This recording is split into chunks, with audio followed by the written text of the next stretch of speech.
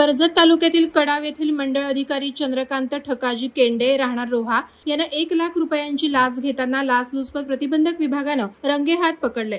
केंडे यांनी तक्रारदार यांच्याकडे जमिनीची फेरफार नोंद मंजूर करण्याकरता 1 लाख रुपयांची मागणी केली होती। दरम्यान हे पैसे घेताना लाचलुचपत प्रतिबंधक विभागानं दिनांक 8 जानेवारी रोजी त्यांना रंगेहात पकडलं। तक्रारदाराला अत्यारपत्र दिलेल्या इसमाचा दहिगाव तालुका कर्जत येथे नोंदणीकृत कराराद्वारे खरेदी केलेल्या जमिनीचे फेरफार नोंद मंजूर करण्याकरता चंद्रकांत केंडे यांनी 1 लाख रुपये लाचेच्या रकमेची मागणी केली होती।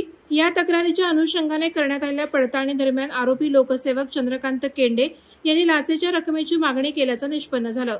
त्यानुसार सापळा कार्यवाही दरम्यान मंडळ अधिकारी चंद्रकांत केंडे यांनी तक्रारदार यांच्याकडून मागणी केलेली लाचेची रक्कम स्वीकारताना त्यांना रंगेहात पकडून ताब्यात घेण्यात आले।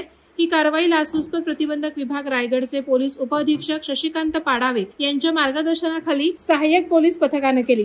या प्रकरणी कर्जत पोलीस ठाण्यात गुन्हा दाखल करण्यात आला असून या कारवाईनं महसूल क्षेत्रात खळबळ उडाली आहे। वादळवारा लाईव्हसाठी न्यूज ब्युरो कर्जत। नवी मुंबई व रायगड जिल्ह्यातील ताज्या बातम्या आणि घडामोडींसाठी सबस्क्राईब करा वादळवारा लाईव्ह चॅनल आणि दाबा बेल आयकॉन।